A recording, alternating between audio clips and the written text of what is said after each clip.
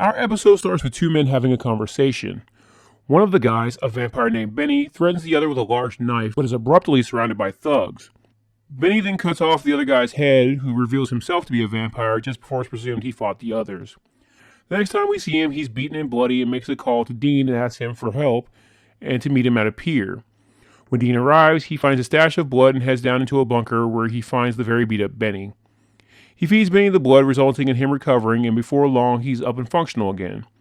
Benny then tries to dismiss Dean, but Dean instead demands to know what's going on with him. Benny tells Dean that he's hunting the vampire who made him, and Dean lets him know that he's down with that mission.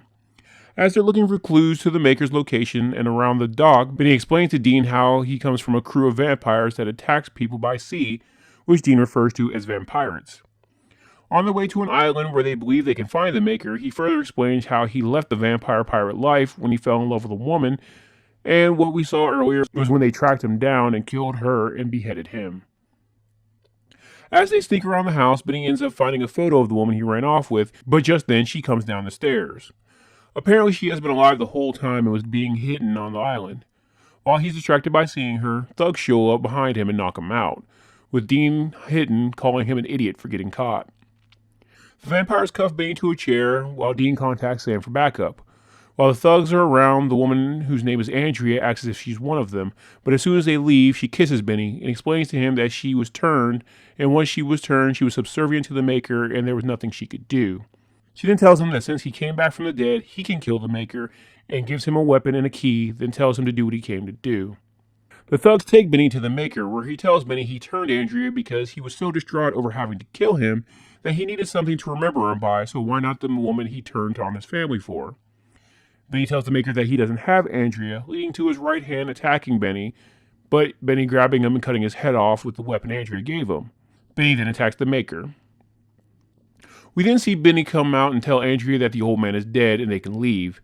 Andrea instead tries to convince Benny to stay and they can run the pirate operation together. Benny disappointingly realizes that the woman he loved is gone and has been corrupted by the Maker. She fangs out, but Dean comes from behind and stabs her and then beheads her.